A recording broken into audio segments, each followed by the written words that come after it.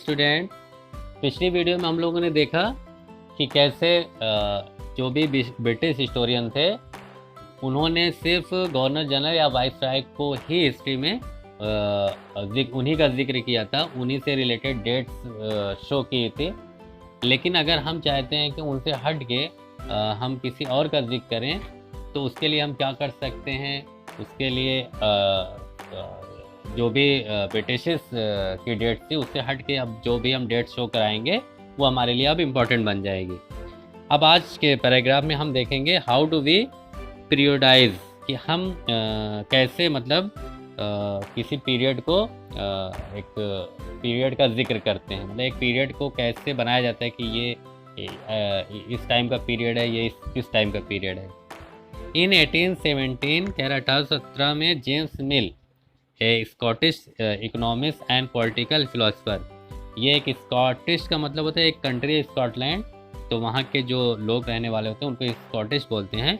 वहाँ के इकोनॉमिस्ट थे। इकोनॉमिस्ट आपको पता है जो लोग पैसे से रिलेटेड, जिनके पास बहुत नॉलेज होता है कि कैसे कहीं की इकोनॉमी घटती है बढ़ती है, उसकी जो पढ़ाई पढ़ते हैं उनको इकोनॉमिस्ट बोलते हैं। एंड पॉलिटिकल फिलोसफर, और इनका सियासत पे राजनीति पे भी इनको बहुत नॉलेज था। Publish a massive 3 volume work, इन्होंने एक कोई तरीका बताया कि पीरियड को कैसे डिवाइड किया जाता है। वो 3 वॉल्यूम वर्क में डिवाइड किए थे, 3 पार्ट में वो डिवाइड किए थे। History of British India, history British of India की जो ब्रिटिश जब इंडिया में आए थे तो उसकी हिस्ट्री को उन्होंने 3 पार्ट में डिवाइड किया था। In this he divided Indian history into 3 period, मतलब वो जो भी हिस्ट्री थी इंडिया की, पूरे इंडिया की हिस्ट्री को उन्होंने 3 पीरियड में डिवाइड किया था। Hindu, Muslim and British, Hindu period, Muslim period and British period. This periodization came to be widely accepted, कह रहा है इस तरह के जो उन्होंने डिवाइड किया हिस्ट्री को, उसको बहुत ज़्यादा लोगों ने एक्सेप्ट भी किया है। Can you think of any problem with this way of looking at Indian history, कह रहा है क्या आपको कोई प्रॉब्लम हो सकती इस तरह की इंडियन हिस्ट्री को जिस तरह से उन्होंने जिक्र किया है जेम्स मिल ने। Why do we try and divide history into different period, कह रहे हम क्यों अलग हिस्ट्री को अलग अलग पीरियड में डिवाइड करते हैं। We do so in an attempt to capture the characteristics of a time, कह रहे हम ऐसा इसलिए करते हैं ताकि हम एक टाइम की जितनी भी खासियतें हैं, जितनी भी कैरेक्टरिस्टिक्स हैं उसको एक पार्ट में कर सकें, ताकि दूसरे पार्ट्स को हमें समझ में आ सके कि उससे हम अगर कंपेयर करें पहले पार्ट को तो हमें डिफरेंसेस पता चल सकें। It's central feature as they appear to us so the term through which we periodize, ताकि उसका जो हमें हर एक पीरियड का हमें एक पूरी तरह से समझ में आए कि कौन से पीरियड में क्या क्या हुआ था। That is demark the differences between period become important, इसकी वजह से क्या होता है कि हर पीरियड के जो डिफरेंसेस हैं वो पता चलने लगते हैं, वो बहुत इंपॉर्टेंट हो जाते हैं। They reflect our ideas about the past, past के बारे में हमारे क्या आइडियाज़ हैं वो रिफ्लेक्ट होते हैं। This show how we see the significance of the changes from one period to the next, कह रहे उसमें हम दिखाते हैं कि कैसे एक पीरियड का दूसरे पीरियड से जो चेंजेस हैं उसके क्या क्या इम्पोर्टेंट्स हैं। तो इस तरह से हम पीरियड में डिवाइड करते हैं हिस्ट्री, इसीलिए ज़रूरी है पीरियड में डिवाइड करना। अब जो जेम्स मिल थे वो सोचते थे that all Asian societies were at a lower level of civilization than Europe, कि यूरोप के मुकाबले में जो एशियन है इनका जो सिविलाइजेशन है, इनकी जो सभ्यता है ये बहुत पीछे है। According to his telling of history, जैसा कि इन्होंने हिस्ट्री में बताया है, before the British came to India, India में ब्रिटिश के आने से पहले Hindu and Muslim despots rule the country, Hindu और मुस्लिम की डिक्टेटरशिप इंडिया में चलती थी। रिलीजियस इंटॉलरेंस था, मतलब धर्म को लेके एक दूसरे से बड़ी नफरतें रहती थी। कास्ट टैबूज था, कास्ट में बड़े वो था कि एक कास्ट दूसरी कास्ट से बात नहीं करती थी। बहुत सारी ऐसी कास्ट थी जिनको परमिशन नहीं थी हर काम करने की। And superstitious practices dominated, superstitious अंधविश्वास बहुत ज़्यादा इंडिया में छाया हुआ था, इंडिया के सोशल लाइफ में।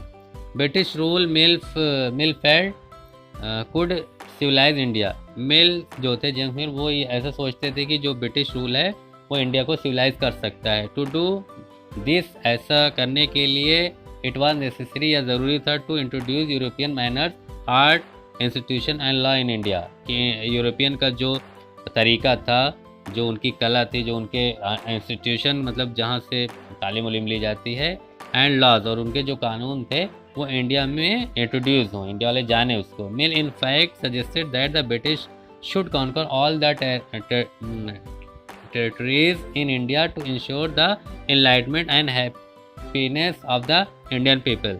कह रहे कि इसके लिए वो ये सोचते थे कि ब्रिटिशर्स को ज़रूर करना चाहिए कब्ज़ा पूरे इंडिया को, ताकि इंडिया के लोग पढ़े लिखे हो जाएं और खुश हो जाएं, खुश रहने लगें।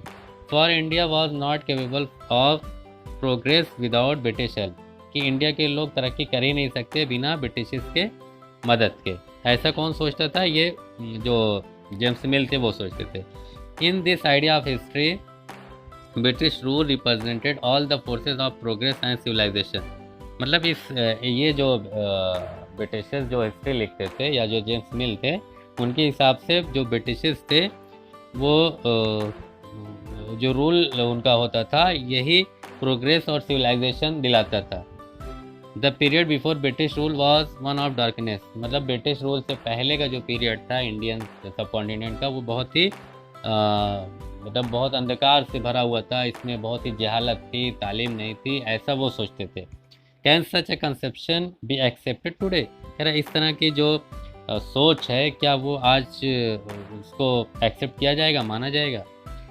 इन any case can be refer to any period of history as Hindu और मुस्लिम। कह रहे क्या किसी भी कीमत पर हम इंडियन हिस्ट्री को हिंदू या मुस्लिम पीरियड में डिवाइड कर सकते हैं? Did not a variety of faith exist simultaneously in this period? कह रहे कि क्या एक ही टाइम पे अलग अलग तरह के फेथ, अलग अलग तरह के जो धर्म के मानने वाले क्या नहीं मौजूद थे? Why should we characterize an age only through the religion of the ruler of the time? कह रहे कि हम क्यों कैरेक्टराइज करते हैं, क्यों हम ये देखते हैं कि उस वक्त के जो रूलर थे उनका रिलीजन क्या था?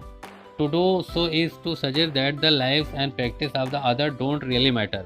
ऐसा लगता है कि जैसे रूलर के अलावा किसी का और किसी जो भी लोग रहते थे, आम लोग, उनकी ज़िंदगी वो क्या करते थे इसका कोई महत्व नहीं होता है। We should also remember that even ruler in ancient India did not all share the same faith. और कह रहे हैं कि ऐसा भी नहीं है कि एक ही टाइम पे जितने भी रूलर थे वो एक ही धर्म के होते थे, सब अलग अलग धर्म के थे। तो ऐसा कैसे आप कर सकते हो कि ये मुस्लिम पीरियड है या हिंदू पीरियड है? क्योंकि कुछ राजा मुस्लिम भी होते थे उसी वक्त, कुछ राजा हिंदू भी होते थे, तो आप उसको मुस्लिम या हिंदू में कन्वर्ट करके नहीं देख सकते। Moving away from British classification, historian have usually divided Indian history into ancient, medieval and modern. कह रहे हैं कि हम अगर ब्रिटिश जो हिस्ट्री है उससे अगर हम अलग हो जाएं, दूसरी तरफ जाएं, तो हिस्टोरियन जो इंडियन हिस्टोरियन है उन्होंने इंडियन हिस्ट्री को एंशिएंट, मिडिवल और मॉडर्न हिस्ट्री में डिवाइड किया है। This division too has its problem. कह रहे हैं इस तरह के डिवीज़न में भी प्रॉब्लम है। It is a periodization that is borrowed from the west, where the modern period was associated with the growth of all the forces of modernity। कह रहे ये भी जो इस तरह का डिवीज़न है ये भी हमने उधार लिया है वेस्टर्न कल्चर से, वेस्टर्न से, यूरोप से, जिसके अंदर उनके यहाँ जो मॉडर्निटी का मतलब है, जो मॉडर्न कल्चर का मतलब या मॉडर्न पीरियड का मतलब वो क्या है, जिसमें उनके यहाँ साइंस आई, साइंस का डेवलपमेंट हुआ, रीज़न मतलब जो रीजनिंग आई, डेमोक्रेसी आई, लिबर्टी आज़ादी आई and equality I.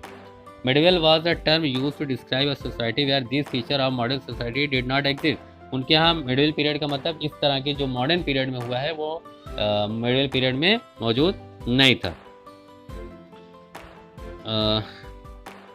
Can we critically accepted this characterization of the modern period to describe the period of our study। कह रहे हैं जिस तरह का मॉडर्न पीरियड ब्रिटिशर्स ने बताया है कि इस तरह को मॉडर्न पीरियड बोलते हैं, क्या हम बिना किसी आलोचना के, बिना किसी तनकीद किए हुए क्या हम एक्सेप्ट कर सकते हैं कि इंडिया में भी मॉडर्न पीरियड का ज़माना ऐसे ही था?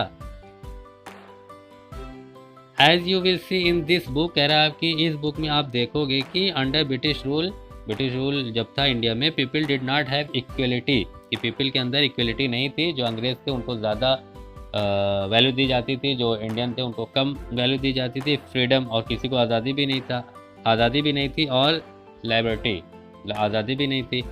Nor was the period one of the economic growth and progress, और ना ही इंडिया में उस वक्त बहुत ज़्यादा इकोनॉमिक ग्रोथ हुआ था। तो अब क्या किया जाए, इसके लिए many historian therefore refers to this period as colonial period. तो इसके लिए कुछ हिस्टोरियन इस पीरियड को, जो मॉडर्न पीरियड कहा जाता है इंडिया का, उसको कॉलोनियल पीरियड भी बोलते हैं। कॉलोनियल पीरियड के जब कोई कंट्री दूसरी कंट्री किसी दूसरे देश में जाके वहाँ पे हुकूमत करे, तो ऐसे हुकूमत को कॉलोनियल हुकूमत बोलते हैं, मतलब कॉलोनियल राज।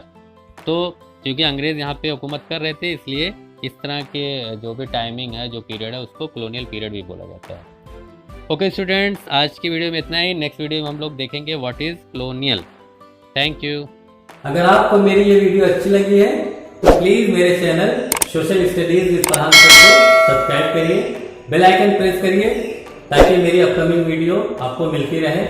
ज़्यादा से ज़्यादा शेयर करिए, लाइक करिए और कमेंट करना बिल्कुल भी मत भूलिए, क्योंकि आपके कमेंट से हमें मोटिवेशन मिलता है। Thank you.